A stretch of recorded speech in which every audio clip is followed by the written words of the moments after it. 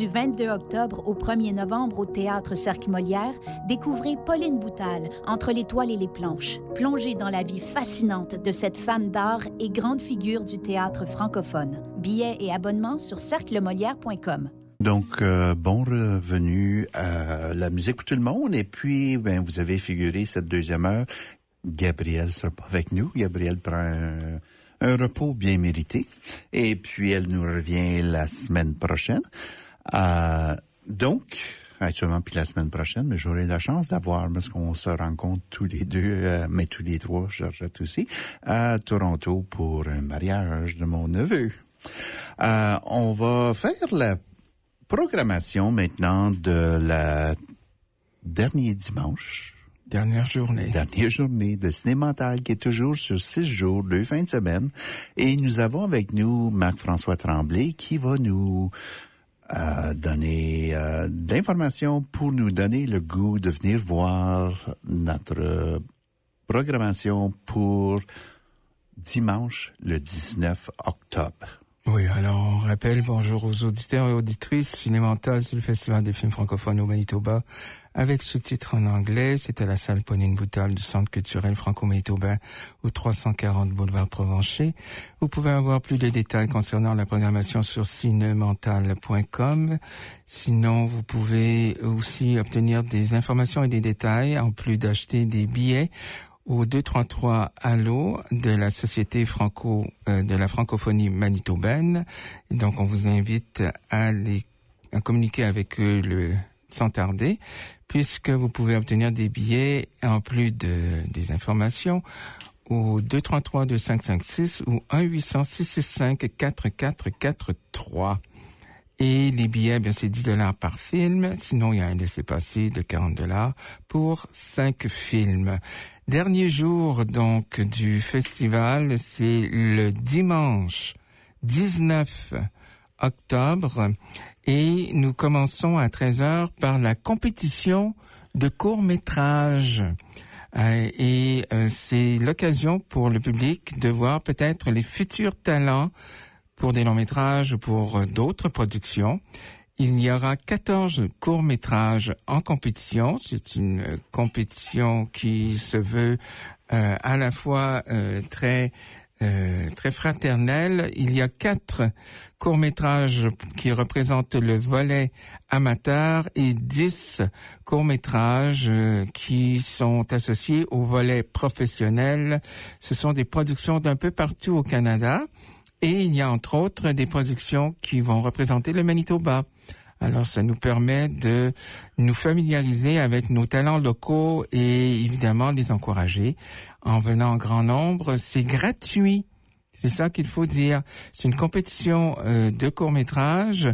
Certains sont sous-titrés en anglais, pas tous. C'est gratuit, mais il y a des prix à gagner pour ceux qui participent. Et il y a en plus des prix à gagner, ce qui veut dire que il y aura un jury qui a été sélectionné, qui va évaluer les courts-métrages en salle et qui pourra donner donc les prix du jury pour à la fois le volet professionnel, c'est un montant de $500, je crois, et pour ce qui est du volet amateur, c'est $300. Et pour ce qui concerne le prix du public, Okay. Alors, le prix du public, c'est la Gerbe d'or, ce qui veut dire que l'épi d'or, c'est donné pour les courts-métrages. C'est pas nécessairement ceux qui gagnent les prix? C'est le public. C'est le public qui choisit son coup de cœur. Okay. Alors, le coup de cœur du public, volet amateur et professionnel, ça remporte l'épi d'or. Okay. L'épi d'or. Et pour ce qui est des longs métrages, il y a un prix que nous donnons, que le public donne. Donc, c'est la Gerbe d'or. Ce qui veut dire que les gens peuvent voter après avoir visionné chacun des films. Cette année, on a été gâtés parce que lors du premier week-end, il y a un pourcentage extrêmement élevé. On est tellement content, surpris et agréablement surpris de voir que beaucoup de gens prennent la peine de voter et s'expriment sur leur appréciation des films que nous présentons. Et heureusement pour nous, bien, ça donne une très belle compétition pour ce qui est des résultats. Oui. Alors, on verra qu'est-ce que ça donnera lors du deuxième week-end. Et combien de personnes la première fin de semaine? C'est un peu plus, je dirais un peu moins de 700 personnes. Alors, ce qui fait que c'est déjà un très, très beau nombre. On se donne toujours des petits objectifs. On aimerait atteindre 1500 personnes et peut-être un peu plus. Alors on verra durant le deuxième week-end qui s'amorce très bientôt si les gens seront au rendez-vous. Et on l'espère qu'ils le seront parce qu'on leur offre d'excellents divertissements, entre autres avec la compétition court-métrage puisque c'est gratuit. Oui, ça c'est le dimanche le 19, donc la dernière journée de cinéma. À 13h, donc à 1h de l'après-midi. Et ensuite, après, nous continuons puisque nous avons encore 3 films à vous présenter dans la journée.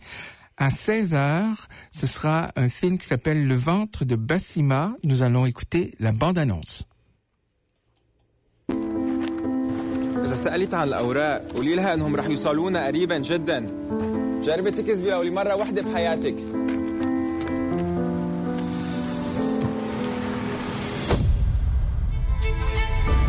As-tu des enfants?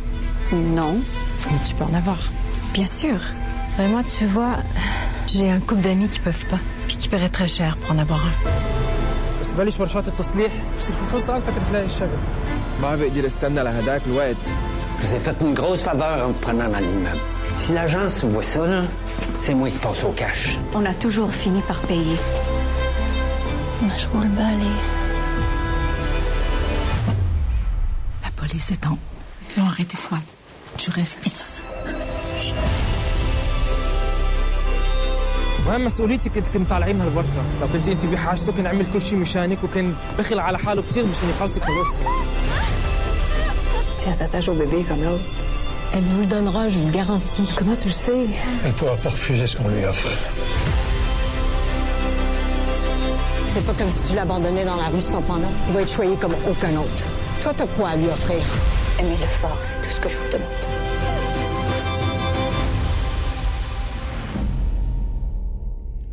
C'était la bande-annonce du film Le ventre de Bassima qui est présenté le dimanche 19 octobre à 16h. C'est un drame. C'est une production qui est faite par le cinéaste et producteur Babek Aliassa, qui est iranien d'origine et qui est arrivé au Canada en 1996. Il est même le fondateur de l'organisme le labo.ca. Et il est aussi fondateur de l'Union des producteurs et productrices du cinéma québécois. Il est le réalisateur, entre autres, d'un film qui avait fait jaser à l'époque en 2012 qui s'appelait Boucherie Halal. Et c'est son deuxième film de fiction. Il a aussi fait des documentaires. On peut s'en douter par le thème, si vous avez bien entendu le message, il s'agit d'une famille syrienne. Et c'est un jeune couple, mais qui sont illégalement, ils vivent à Montréal illégalement et ils survivent en fait. Ils prennent des emplois sous la table pour survivre et malheureusement, le mari en question, il est arrêté parce que évidemment il n'est pas là d'une façon légale et son épouse donc décide de vouloir l'aider. Elle décide de ramasser l'argent pour pouvoir lui procurer un visa et évidemment un passeport et un visa. Et c'est un peu le drame que nous suivons. À quel prix elle est prête à aider son mari. Et nous avons le grand honneur d'avoir l'actrice principale du film avec nous qui sera là pour parler de ce tournage et de cette aventure. Il s'agit de Maxine Denis. Elle est d'origine libano-canadienne. Elle parle 4 langues, entre autres l'arabe. Et elle a tourné déjà au Manitoba une production qui s'appelait Polarized en 2023. Et elle est aussi dans des séries comme Transplant et Pillow Talk. Alors, on sera très content de l'avoir parmi nous pour pouvoir échanger sur ce film dramatique, sur ces thèmes qui sont à réflexion, mais aussi pour échanger et converser sur son expérience de tournage, puisque ce n'est pas évident d'interpréter un personnage comme le sien. Alors, ça s'appelle Le ventre de Bassima et c'est le dimanche 19 octobre à 16h. Avez-vous peut-être un commentaire, Henri, parce que vous avez vu le film, vous aussi? Oui, j'ai vu le film. J'ai trouvé que c'était un film assez touchant. Et puis, mais je suis contente que l'actrice principale sera parmi nous, parce que c'est pas souvent qu'on a des actrices principales. On a eu 4 invités, mais actuellement, plusieurs invités pour ce ciné-mental à cause de ce coin de pays, mais pour moi, j'ai très hâte de la rencontrer. Elle est tout jeune et puis elle a joué un rôle assez difficile. Et puis l'histoire est difficile, mais elle est belle, je dirais. Puis c'est un film que j'ai pu suivre d'une façon intéressante, dans le sens que je l'ai pas trouvé long du tout par bout. Je l'ai su l'histoire, c'était une histoire bien construite. Et puis justement, mais les rôles ont été bien joués. C'est un peu malheureux qu'est-ce qui lui arrive, mais on se débrouille bien. Mais ce sont des faits qui existent, ce sont des faits qui arrivent, et c'est ce que voulait le réalisateur. Il voulait démontrer et exposer une réalité. Et en plus, on en profite pour remercier la tournée Québec Cinéma, parce que c'est grâce à eux si nous pouvons avoir la venue de Maxine parmi nous. Mais c'est aussi une occasion de s'ouvrir les yeux sur les difficultés qu'ont des immigrants. Oui. Et les combats intérieurs, parce que ce n'est pas juste au sujet de sa condition physique, mais c'est aussi rattaché à ses valeurs religieuses et ses valeurs humaines. Oui, puis c'est un beau jeune couple, direct du début, son époux qui se fait aussi déporter. Je veux dire, on les rencontre au début, c'est un très beau jeune couple, et puis on peut facilement rentrer un peu dans leur peau. C'est ça, les gens peuvent s'identifier et compatir à leur situation, parce qu'on s'aperçoit que ce sont des questions vitales qui sont remises en question, et en même temps, ça nous permet de nous sensibiliser à des réalités, et c'est ce que le conseil d'administration et le comité de programmation ont comme point de mire, c'est-à-dire de montrer au public une vision et des points de vue qui sont différents. Et c'est surtout que on peut dire que même on donne une place particulière à la diversité cette année. Donc on permet au public de voir plusieurs films qui portent sur du vécu et sur la réalité de réfugiés et de migrants. Actuellement, c'est le deuxième film où ce qu'on parle de Syriens. Oui. Donc, on commence la fin de semaine, avec le vendredi. Les Barbares, on était en France, mais ici, on se trouve à Montréal, c'est ça? Voilà. Alors, ça donne 2 points de vue sur le vécu de familles syriennes sur 2 continents différents. Donc, on rappelle que ça s'appelle Le ventre de Bassima, et c'est présenté le dimanche 19 octobre à 16h en présence de l'actrice principale qui est Maxine Denis. On vous invite fortement à venir voir ce film qui vous permettra de vivre des émotions fortes et importantes, et aussi d'échanger avec la jeune actrice extrêmement talentueuse qui est promue à une brillante carrière. Donc, on peut passer au film suivant. C'est ça, à 18h, nous avons un film, une production qui s'appelle Avignon. Nous allons écouter la bande-annonce.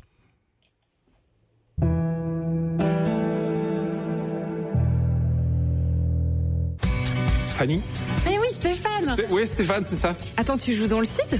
Pardon? Tu sais que c'est incroyable, c'est ma pièce préférée. Tu joues qui? Je joue... Tu vas pas faire croire que tu joues le Cid pendant tout Avignon.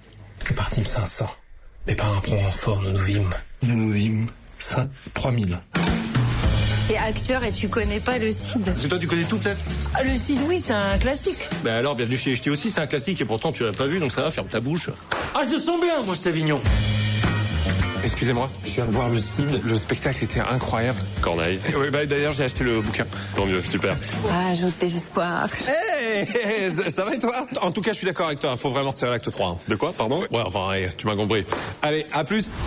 Attends, depuis le début du festival, tu lui fais croire ça? Wow, c'est hyper romantique. Alors, je sais pas si t'es un génie ou une truffe. Tu trouves pas que c'est un peu de la merde ce qu'on fait? Franchement, je me demande si c'est vraiment du théâtre, tu vois, parce que... Oh putain, mais t'es malade ou quoi? Mais ça va pas, qu'est-ce qui te prend? J'étais obligé de te faire revenir sur le droit chemin.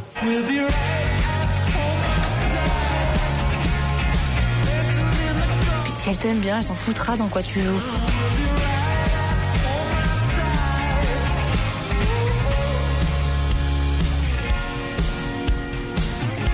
Allez, salut Thierry, salut les amis, et bravo, ça commence à monter l'énergie cette histoire-là, on est bien là. Ouais, mais il va venir voir la pièce tous les jours, lui, ou quoi? Alors, c'était la bande-annonce du film Avignon. C'est présenté le dimanche 19 octobre à 18h. Ce qu'on peut dire aussi, pour peut-être piquer la curiosité de nos auditeurs et auditrices, c'est un film qui a remporté le Grand Prix du jury et le prix du meilleur film Canal+, ainsi que le coup de cœur au Festival de Alpe d'Huez. Et ça a permis, entre autres, au réalisateur qui joue dans le film, qui s'appelle Johan Dionnet, de remporter un prix d'interprétation. Alors, il a voulu rendre hommage au Festival de théâtre à Avignon, qui est très connu, très célèbre. Et lui-même, il a été présenté des pièces de théâtre à Avignon. Il a dit, bon, ben, je vais créer une petite histoire, une histoire romantique, le lien entre deux acteurs qui se rencontrent par hasard à Avignon et qui, profitant d'un quiproquo, doivent essayer de passer à travers les illusions de l'amour. Et donc, on peut découvrir ça. Et c'était à l'origine un court-métrage. C'était un court-métrage. Okay. Et le court-métrage a connu beaucoup de succès. Et finalement, le réalisateur, là, Johan Dionnet, a dit, bon, ben, peut-être qu'il y a matière à faire un long-métrage. Et il a trouvé le financement. Et par après, bien, comme il a beaucoup d'expérience en théâtre, il a dit, bon, ben, je vais recréer des situations que moi, j'ai vécues à Avignon et je vais les transposer dans une fiction. Et je vais voir si le public, je vais essayer de recréer des situations qui sont chères au public français, mais aux amateurs de théâtre et d'histoire romantique. Alors, c'est ce qu'il a fait. Et en plus, bien, évidemment, il a voulu presque tourner pendant le Festival d'Avignon. Donc, il a pas nécessairement... Le Festival d'Avignon, qu'est-ce que ça... C'est un festival de théâtre qui peut s'apparenter de loin, mais enfin, on va dire que c'est le petit cousin du Fringe. Ce qui veut dire que c'est une occasion inusitée de voir plein de pièces de tous les genres. Je pensais que c'était pour dire, vu que le site d'un classique de Corneille, je pensais que c'était pour dire comme Shakespeare in the Park. Mais c'est ça. Mais même au Fringe, vous avez des représentations qui peuvent pliger dans le répertoire classique, ce qui fait que là, c'est effectivement un lieu inusité à Avignon pour ceux qui ont déjà été. Vous allez reconnaître les lieux, vous allez reconnaître la place centrale, vous allez même reconnaître certains édifices ou certains théâtres. Et en même temps, bien, c'est aussi de démontrer qu'il n'y a pas qu'il est peut-être déplacé de vouloir juger le théâtre classique supérieur au théâtre de boulevard. Et de voir que chaque théâtre a son rôle à jouer et peut satisfaire différents publics. Il y a des publics pour tous les genres de théâtre. Comme le Cercle Molière ici. Exactement, puisque le Cercle Molière est aussi un partenaire et commanditaire de cette présentation. Question qui tue. Non. Question piège. Quelle est la question piège? Tu as lu de Corneille, de Cid? Mais oui. Moi, je l'ai lu en 11e, je crois. Je me souviens pas des répliques, cependant, là. Mais oui. Mais c'est un classique. Et le fait qu'il soit joué encore à travers les années, que ce soit à Avignon ou ailleurs, eh bien, c'est une belle occasion pour le public de se familiariser avec tout ce qui constitue l'héritage théâtral de beaucoup de gens et aussi d'encourager, parce que aussi on parle de théâtre de création. C'est une création collective qu'ils ont simulé dans le film. On les voit monter la pièce, c'est ça? Voilà, mais ça, c'est une création, c'est une véritable création collective. Et à partir de là, ben, ils ont décidé évidemment de la tourner de différentes façons. Et à partir de là, de voir jusqu'à quel point les gens pouvaient accepter et reconnaître que l'humour aussi est important. Il n'y a pas que le théâtre classique dramatique, mais aussi le théâtre humoristique qui a sa place. Alors, évidemment, on est très content de vous proposer ce film qui a connu un très beau succès en France. Et donc, qui s'appelle Avignon. C'est à voir le dimanche 19 octobre à 18h. Est-ce que je peux présenter l'autre? Oui, alors on y va avec notre film de clôture. Parce que actuellement, je voulais juste mentionner qu'on avait un point, c'était sur le site web, c'était notre film surprise. Et puis honnêtement, moi je l'ai vu, ce film-là, parce que je suis allé au festival de films international de Knowlton. Et puis, c'était notre film d'ouverture. Et puis, en parlant avec Marc-François, tu m'avais surpris au mois de septembre, mi-septembre, parce que toi, tu avais déjà fait des démarches, parce que Marc-François fait beaucoup de travail pour nous assurer qu'on a premièrement des films à visionner pour le comité de visionnement, mais aussi il y a beaucoup de connexions avec tes années, puis c'est grandement apprécié. Puis là, il me dit, après qu'on avait eu une réunion sur la programmation, puis ça, il me dit, j'essaie d'avoir si on peut avoir ce film-là. Puis j'y avais pas eu la chance, on se parle beaucoup, mais j'ai pas eu la chance de lui dire que c'était le film d'ouverture à Knowlton et puis que c'était un film que j'avais préféré de leur programmation. Puis là, il me dit que c'est possible de l'avoir. Fait qu'on essayait pour 2 films. C'est un peu pour ça. On voulait ouvrir notre site web. On voulait vous informer, surtout que nos dates étaient un peu plus tôt cette année. Et puis, j'étais tellement content qu'il l'appréciait. Je pense que l'autre film aurait été très bien aussi, mais à grande surprise, notre film de clôture est... Alors, on le rappelle, c'est le dimanche 19 octobre à 20h. Et ça s'appelle La venue de l'avenir. Bonne annonce? Vous êtes tous les descendants d'une femme née en 1873, Adèle Meunier, née Vermillard. Je sais pas, on est quand même une famille qu'on se connaît même pas, c'est bizarre, non? La maison est restée fermée depuis 1944.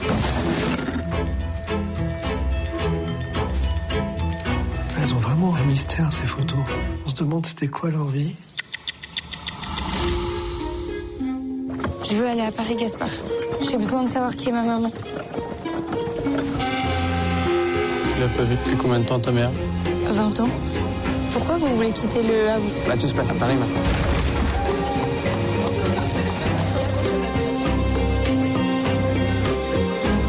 Mais ça fait pas trop cliché, genre vieux Paris ici? Écoute, Paris, c'est Paris. C'est vieux, c'est cliché, mais...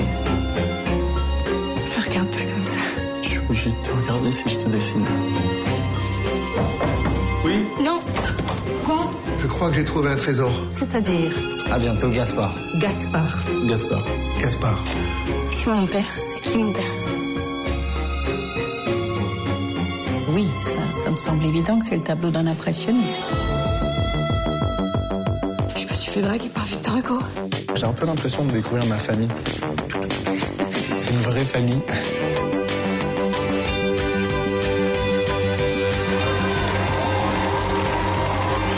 Ne bouge pas. En découvrant des choses sur eux, on découvre aussi un peu de choses sur nous.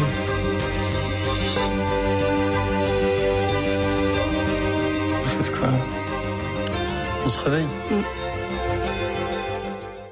Voilà, c'était la bande-annonce du film La venue de l'avenir, présenté comme film de clôture le dimanche 19 octobre à 20h. C'est au Centre culturel franco-manitobain. C'est un film avec sous-titres en anglais. Pour l'anecdote, je vais vous faire sourire tout de suite et peut-être vous surprendre parce que je vous l'ai pas dit nécessairement. C'est qu'une des actrices principales du film, d'accord, celle qui joue le personnage de 1873, eh bien, c'est la fille de 2 acteurs. C'est la fille de 2 acteurs. Français. 2 acteurs français. Et c'est la fille de l'acteur Vincent Lindon qui joue dans Jouer avec le feu. OK. Et c'est la fille de l'actrice Sandrine Kiberlin qui joue dans Les Barbares. OK. La mairesse? Qui joue, non, elle s'occupe du marché. Oh, OK. Elle s'occupe du marché avec les produits, là. Alors, c'est juste pour vous dire que les enfants des acteurs où des acteurs ont des enfants qui deviennent acteurs ou actrices. Et le film La Venue de l'avenir nous permet d'apprécier à la fois le talent d'une génération à l'autre. Oui. Et c'est un film qui porte sur l'histoire. Donc, ça se passe en deux époques, 2024 et les années 1873-75, là, à peu près. Oui. Alors... 1895, pardon, et 2025. Et à la fois, ça nous permet de faire un parallèle et des comparaisons entre nos deux mondes. Et tout ce qui existait à l'époque et tout ce que nous avons aujourd'hui, de voir les avantages des uns et des autres et peut-être les désavantages qu'il y a parce qu'on n'apprécie peut-être pas autant qu'on devrait tous les atouts qu'on a et la vie qu'on avait à l'époque nous ramenait à des valeurs peut-être plus essentielles. Alors, on peut découvrir tout ça dans cette histoire d'une génération, là. Donc c'est des jeunes qui sont réunis dans un manoir et qui doivent l'évaluer et en même temps... C'est actuellement une petite maison, mais c'est un grand local à Paris et on veut l'exploiter pour faire un stationnement. Voilà. Et puis, moi, qui m'a frappé beaucoup, mais on est, parce qu'on parle déjà de 200 ans quasiment, là, on est... beaucoup de descendants, puis il y a une grosse réunion des descendants, ça c'est droit au début, grosse réunion des descendants, puis qu'est-ce qu'on finit par choisir, c'est on peut pas tout aller voir la maison, puis tout aller découvrir les trésors, donc on se met ensemble, puis on choisit des représentants de le groupe, mais j'ai trouvé quand les descendants sont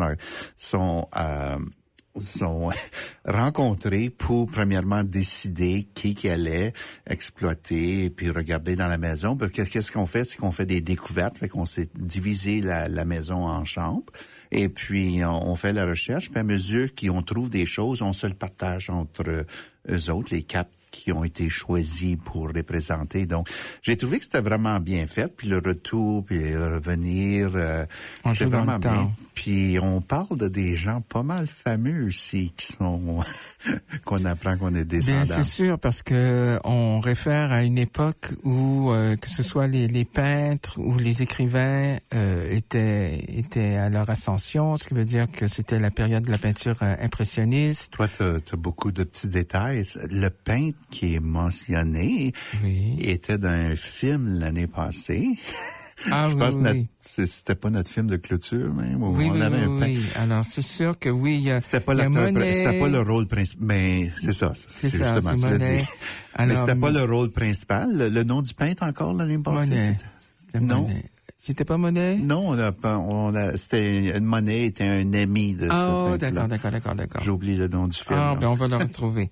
Mais c'est ça, c'est que il y a des personnages célèbres, des gars qui sont là, c'est des gens qui ont marqué leur époque, que ce soit par la peinture, on fait beaucoup référence à l'évolution de la photographie, à la musique.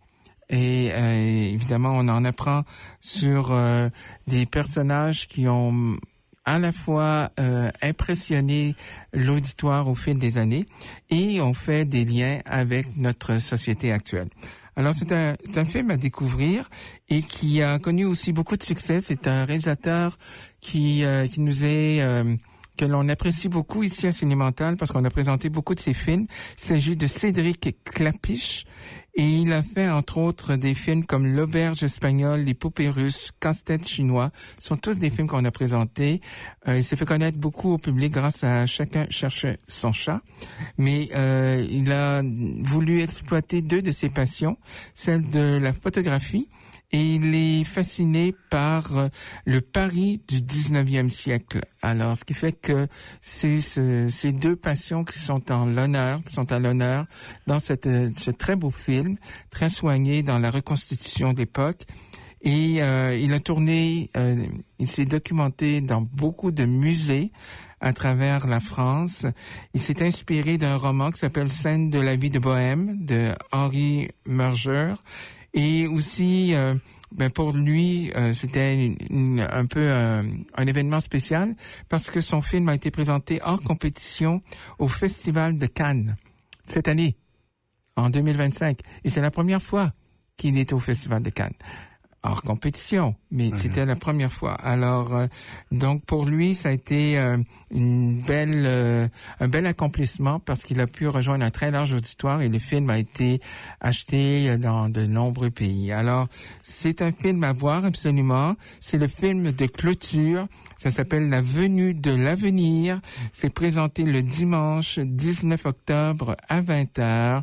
On a très hâte de vous le présenter et on espère que vous serez nombreux à venir voir ce très beau film qui vous fera à la fois vivre de belles émotions, qui est à la fois nostalgique, mais qui nous permet aussi de repenser à nos valeurs à titre d'individus du 21e siècle, puisque aujourd'hui, on est gâté plus qu'on le croit, mais c'est de savoir notre façon de respecter l'histoire et l'histoire de l'art.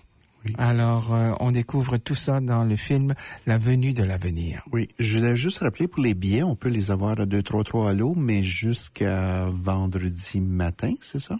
Vendredi midi, mais sinon, il n'y a aucun problème. Vous pouvez avoir des billets à la porte. Oui. Alors, tout le monde, soyez rassurés, il y a toujours des billets. Alors, on vous invite à vous présenter donc au Centre culturel franco-manitobain.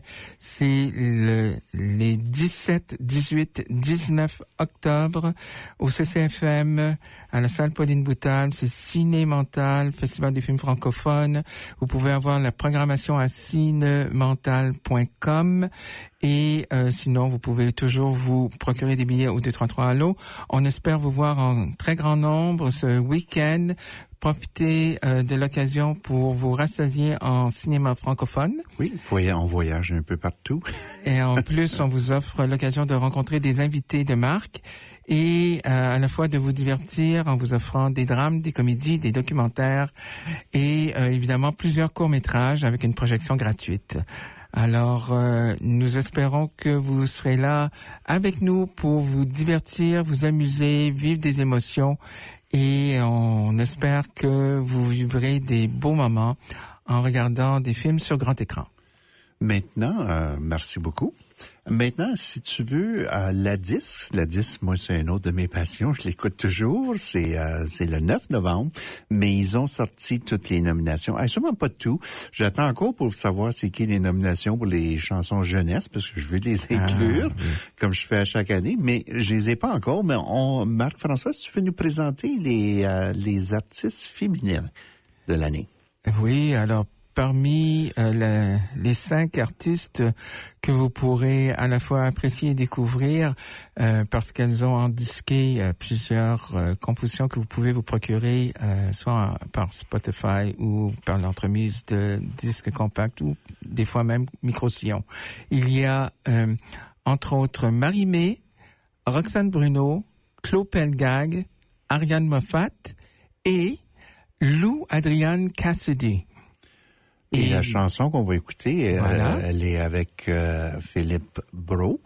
Et c'est actuellement une chanson dans quel film qu'on présente? Eh bien, le titre de la chanson s'en vient... Ben voilà.